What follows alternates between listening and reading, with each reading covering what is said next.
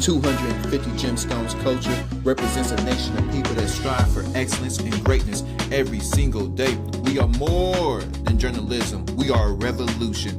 Come on, let's kick this door down and let everybody know we up in here.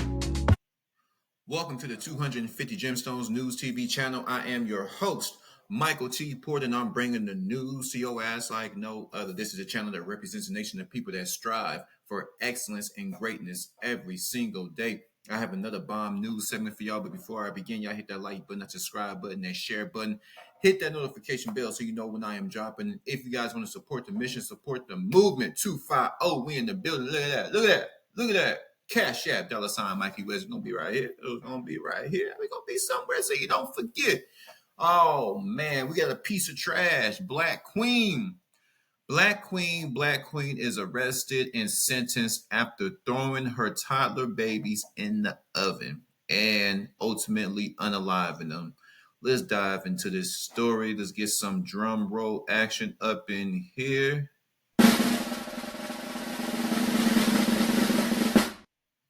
This is according to theindependent.com. Mother accused of killing toddler sons by placing them in an oven and turning it on, jailed for life. Lamar Williams, this piece of trash, was arrested back in 2017 after telling police she came home to find her children dead. She looked crazy. Oh, wish I could pimp slap her.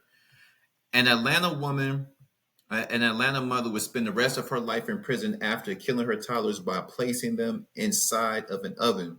In October 2017, Lamar Williams called 911 to report she had found her two young boys dead in her home after leaving them with their caregiver. But investigators and prosecutors found evidence that indicated she killed 2-year-old Keontae Penn and 1-year-old Jakarta Williams.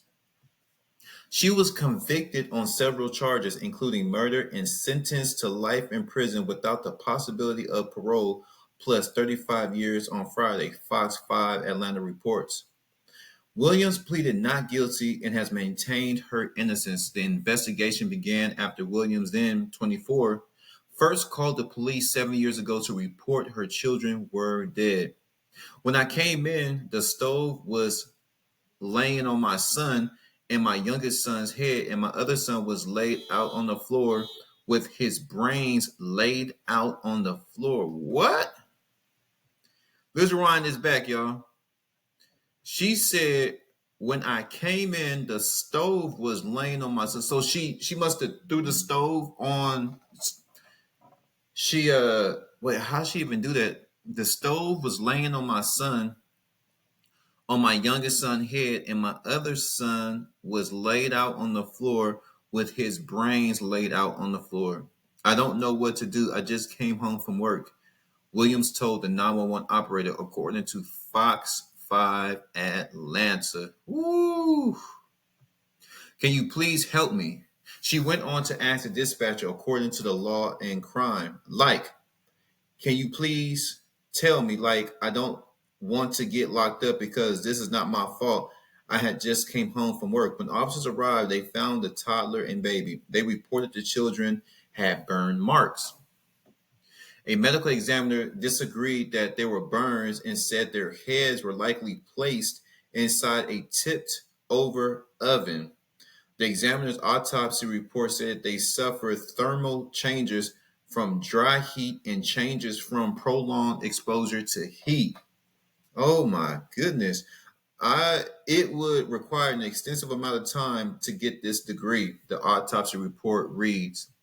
However, prosecutors used the responding officer's report in court instead as they argued Williams placed her children inside the oven, Law and Crime reports. Around the same time Williams called the police, another 911 call came in, this time from children's father, Jamal Penn. I just received a call from my child's mother that my two dead babies, my sons, are dead in the apartment, Penn told the 911 operator, according to Law and Crime. She video called me and I seen it. I really think they are dead. Penn later told the local outlet WSB-TV the scene was like a real horror movie. I bet it was. to see your precious little babies in the most horrific conditions. Oh man. The Atlanta Police Department, went on to arrest Williams, arguing she knowingly and intentionally killed the children by placing them in an oven and turning it on. Williams maintained her innocence. Williams' mother, Brenda, said her daughter had struggled with mental health issues. Here we go. And said that she needed to be placed on suicide watch while in custody. I just came from the jail. I also let them know to put her on suicide watch because she's going to kill herself, she told WSB-TV in 2017, soon after Williams' arrest. Williams' sister, Tabitha Hollingsworth, told the same outlet the children's deaths were preventable.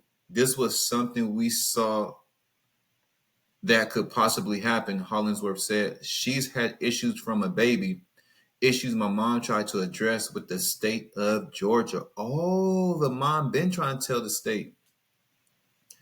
This is the S word hotline and all that good stuff. So once again, if you guys want to check out the articles, theindependent.com. Let me see if I can get a clearer picture of her. Give me one sec, y'all. Lamora Williams.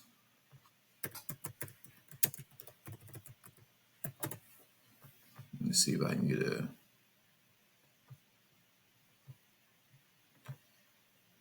There she go.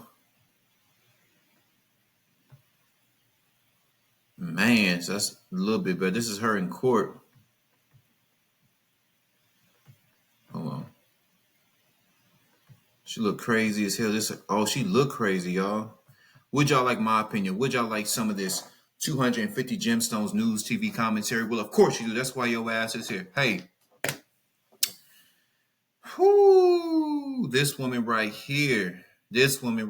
So, first thing I want to point out, another broken home. Every time I cover a story like this, every time I cover a story like this, it's a broken home. I just don't understand why.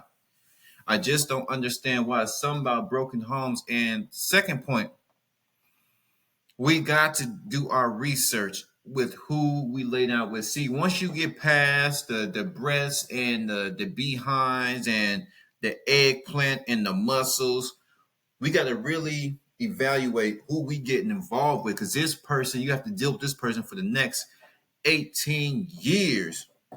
18 years. It's serious business.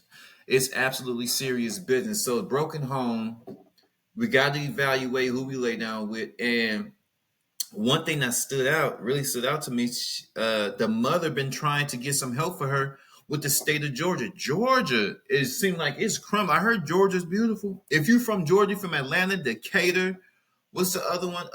Macon, Gwinnett. If y'all from Georgia, let me know. Is Georgia good? Is it just like everywhere else? There's a lot of good. There's a lot of bad going on. Is it all bad or is it all good? Let me know, because they said this could have been prevented. The mother been trying to get help for her daughter. They said she's been having mental health issues since she was a baby.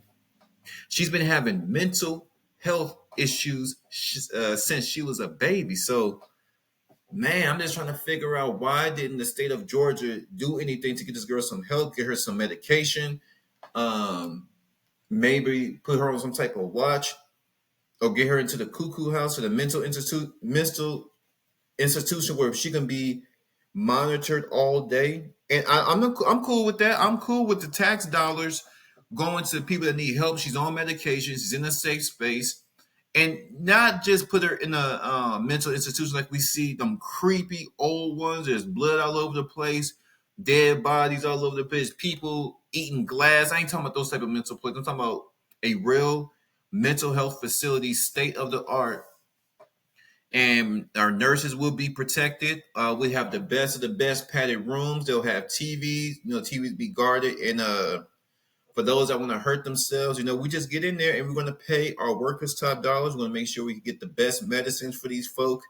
And hopefully, we can come up with a cure for the mental. But it all starts with God, too. God have to be, really, because it has to be with that person, because Once your mind gone, everything else goes. You can try to get right with God, but if you can't even read the Bible, if you can't even formulate a thought to pray in, but she ain't that crazy. She was conniving enough to lie about the situation because she ain't that damn crazy. When a lot of times when people say they crazy, we see like the people on the streets. They talking to themselves. They're actually crazy. They're speaking their own language. Like their mind is gone. Her mind is almost there. Her mind is gone, but she has a little bit left. And I believe with that little bit, you can change it around with the right help. But the mother been trying to get help.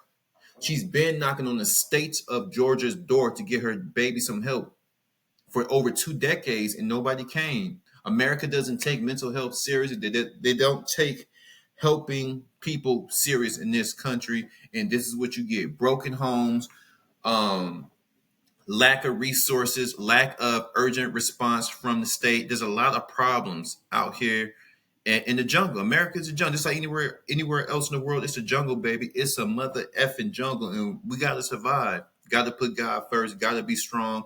Got to endure whatever demons that you face, and you got to keep praying, keep praying, keep praying, keep working out, keep your mind sharp. We got to get to it. But y'all flood my comments. What do y'all think about this woman now? I called her black. I called her trash. She is a piece of trash for doing this. She is straight hot garbage because those little babies didn't deserve that. But I'm a fair man. She been had issues, right? And there's a lot of accountability here. That father should have made sure, you know. I'm not saying he should never laid down with her, but like he should have did his due diligence. We all got to do our due diligence. Be careful who you lay down with. Be careful. The type of person that you have sleeping next to you, because this person's going to be in charge of your babies when you're not there. Can you trust this person around your babies? Whoo, there's a lot going on out here. 250 capital G. I'm gone.